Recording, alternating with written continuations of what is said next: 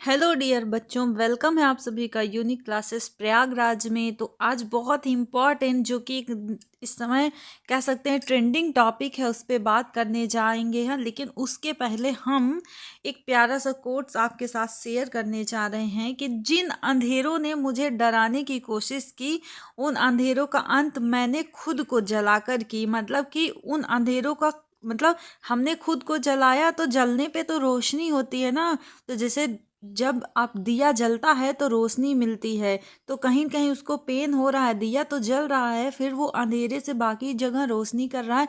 तो उसी तरह हमारे अंदर की जो कमियां हैं उसको हम जला के फिर क्या करते हैं, एक अच्छा सा माहौल बनाते हैं, पढ़ाई करते हैं और उससे हम अपने जीवन के अंधेरों को ख़त्म कर देते हैं।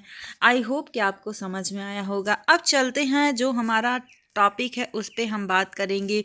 सीबीएसई एकेडमिक असेसमेंट, मतलब सीबीएसई जो है आपका, उसने क्या किया है कि अभी वो नया सिस्टम लाने जा रहा है, ओपन बुक सिस्टम।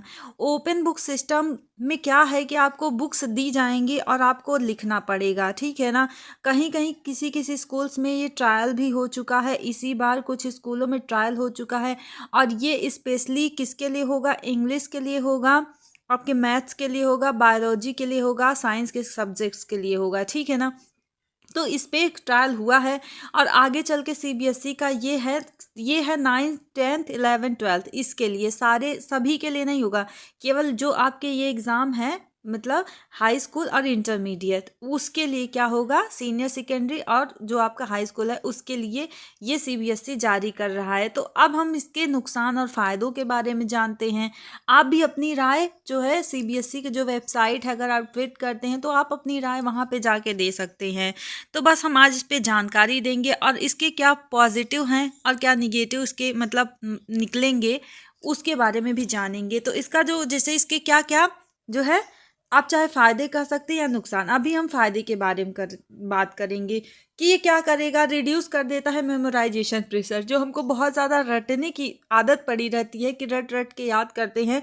देखिए, रटना एक अच्छी बात भी है, लेकिन अब ये नहीं कि एकदम रट्टू तोता बन जाएं। बहुत क्या है कि जो हम पूरा पढ़ते हैं, रट लेते हैं, क्या हर सब कुछ समझ में ही आता है? क्या नहीं। तो ये रिड्यूस जो हम रट्टा मार लोग, टीचर कहते भी हैं कि रटिए मत, समझिए।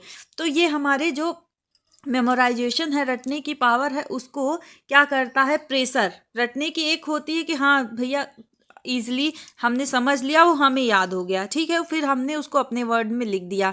और इसमें क्या होगा कि मतलब हमें प्रेशर रहता है एग्जाम में, अरे वो मैथ का फॉर्मूला, ये चीज़ इतनी टफ है, मैं कैसे याद करूँ, मतलब उसमें दिमाग में बहुत प्रेशर देना पड़ता है। इसके पॉजिटिव भी हैं, फ़ायदे भी हैं, ठीक है, कि हमारा दिमाग उससे तेज होता है और चीज़ें हमारे दिमाग जो है, माइंड वो सोच पाता है, ठीक है। जब हम रटते हैं, कभी कभी क्या होता है, चीज़ें हमें समझ नहीं आती, लेकिन हम जब उसको 10-5 बार पढ़ लेते हैं तो फिर वो क्या होती है, हमें समझ में आने लगती है, ठीक है। तो इसके पॉजिटिव भी हैं। उसके बाद है प्रमोट्स रिसोर्स मैनेजमेंट स्किल्स। अब इसमें क्या है कि जिसके पास अच्छी अच्छी बुक्स हैं वो तो लिख लेंगे, एक ही बुक थोड़ी ना होगा, बहुत लोग के पास क्या होगा, बहुत अच्छे अच्छे रिसोर्स होंगे, तो वो क्या करेंगे, अच्छा लिखेंगे। अब इससे वो जो गरीब लोग हैं, जिनके पास उतनी अच्छी किताबें नहीं अवेलेबल हो पाएंगी, उनको प्रॉब्लम होगी, क्योंकि वो तो नहीं लिख पाएंगे, ठीक है। और जो टीचर पढ़ा के क्लास में याद करवाते हैं, केवल उसी बुक से जो लिखते हैं, तो उनके लिए फ़ायदा रहता था कि चलो एक ही बुक से सभी को पढ़ के फिर वहाँ पे आपको लिखना है। लेकिन अब क्या होगा, वास्ट, मतलब पढ़ते जाओ जितनी अच्छी अच्छी किताबें हैं, तो इससे उनको फ़ायदा होगा भैया, जो कह सकते हैं हायर हैं, जिनके पास अच्छी अच्छी बुक्स हैं। या फिर लो, देखिए जो गरीब है उसके पास तो उतनी अच्छी, क्योंकि बुक्स भी तो बहुत महंगी आती हैं, या तो गवर्नमेंट प्रोवाइड करवाए अच्छी अच्छी किताबें, नहीं तो जो है फ़ायदा होगा दूसरे लोगों को, और इसमें गरीब जो है वो मारा जाएगा। इन्हांस लर्निंग इंगेजमेंट, जो है लर्निंग की इंगेजमेंट, मतलब ज़्यादा से ज़्यादा क्या करें, हम पढ़ाई करें, उसको इसमें बढ़ावा देना होगा। क्योंकि हम जब किताबें पढ़ेंगे तभी तो, आपको क्या लगता है ओपन बुक सिस्टम हो जाएगा तो बस तुरंत क्या मिल जाएगा? कभी कोशिश तो करिए। बुक, अगर ओपन बुक में क्या रहेगा, आपको क्वेश्चन दिया रहेगा, ढूंढ के आपको आंसर लिखना पड़ेगा। लेकिन कब ढूंढेंगे, जब आपको आंसर पता होगा तब तो आप ढूंढेंगे। अब आपको आंसर बुक, मतलब है आपका एग्ज़ाम है और आप जो है बहुत खुश हुए हैं कि हाँ हम, मतलब कि ये मुझसे अच्छा डायग्राम नहीं बनता, तो मतलब आप बहुत ज़्यादा खुश हैं, स्माइली है आपके चेहरे पे, स्माइली बना दूँ, आप बहुत खुश हैं। लेकिन क्या है कि आपको क्वेश्चन पता चला कि आपने कभी पढ़ा ही नहीं, बुक छुआ ही नहीं, अरे ओपन बुक सिस्टम है, हमको क्या ज़रूरत है पढ़ने की, तब ढूंढेंगे कैसे आंसर, फिर दूसरे के भरोसे रहेंगे, चाहे गलत हो चाहे सही हो, लिख के चले आएंगे। तो मैं तो अपनी बताऊं तो मुझे मेरे अकॉर्डिंग तो 50% ओपन कर दें और 50% क्या कर दें, जो है वैसे कर दें। तो दोनों ही मतलब एडवांटेज भी, उसका भी फ़ायदा मिलेगा हमें, इसका भी फ़ायदा मिलेगा, और कोई बच्चा फेल भी नहीं होगा। अगर मुझे मतलब मेरी ओपिनियन है तो मैं तो दोनों को 50-50% दूँ। आधा 50% उस तरह से करवाई ओपन और 50% ये, जैसे एग्ज़ाम चल रहा है, ठीक है ना। तो आपको ओपन बुक सिस्टम देने के लिए आपको आना भी चाहिए, पढ़ाई करनी भी, मतलब आप पढ़े रहेंगे तभी आंसर दे पाएंगे एक्यूरेट, ठीक है ना। यहाँ पे एसेस एप्लीकेशन ऑफ नॉलेज, यहाँ पे मतलब जो आपका नॉलेज है, आपने जितनी भी चीज़ें पढ़ी है, आप उसको कितनी अच्छे से एसेस कर पा रहे हैं, उसको कितने अच्छे से मेमोराइज, मतलब आप उसको कंपाइल करके कितना अच्छा आप लिख पा रहे हैं, ये भी इस पे डिपेंड करता है, ठीक है। ये इसके फ़ायदे हैं, ठीक है। Risk of dependence on resources, और ये है क्या नुकसान, हम क्या है, रिस्क हमेशा रिसोर्स पे डिपेंड रहेंगे कि हाँ भैया कितना कितना अच्छी अच्छी तरीके से बुक लाओ, उसको पढ़ो, तो रिसोर्स पे क्या रहेंगे, डिपेंड रहेंगे। तो ये भी इसके निगेटिव ही इम्पैक्ट है। और यहाँ पे पोटेंशियल फॉर इनइक्विटी, तो वही मैंने बताया कि सबके पास बुक नहीं अवेलेबल हो पाएगा, अच्छे अच्छे रिसोर्सेज सबके पास नहीं अवेलेबल हो पाएंगे। या बड़ी बड़ी स्कूलें हैं, वहाँ पे अच्छी अच्छी बुक्स वगैरह मटेरियल प्रोवाइड कर दी जाएगी, जो गांव के कुछ ऐसे देहात के क्षेत्र के जो स्कूल्स हैं वहाँ पे नहीं अवेलेबल होगा, तो वो बच्चे पीछे रह जाएंगे ना। तो ये क्या कर देगा, इनइक्विटी कर देगा, ठीक है। और हमें क्या चाहिए, इक्विटी चाहिए, समानता चाहिए, ना कि इनइक्विटी चाहिए।